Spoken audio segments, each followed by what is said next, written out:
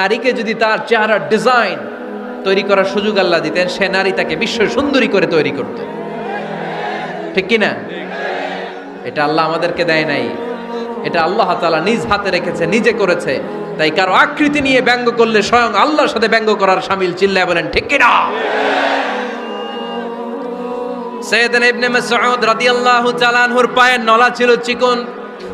হাদিসে এসেছে দাকিকুস সাকাইন, ওনার পা দুইটা ছিল চিকন। খেজুর পাড়ার জন্য ইবনে মাসউদ রাদিয়াল্লাহু তাআলা আনহু যখন খেজুর গাছে উঠলেন, সাহাবারা সাইয়েদনা ইবনে মাসউদের পা দেখে হাসাহাসি শুরু করে দিল।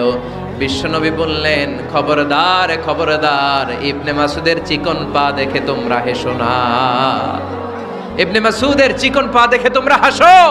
কিয়ামতের ময়দানে ইবনে মাসউদের এই চিকন পা গুলো যদি মিজানের পাল্লায় রেখে দেওয়া হয়, এই পা দুইটার ওজন উহুদ পাহাড়ের চেয়ে ওজনওয়ালা হয়ে যাবে।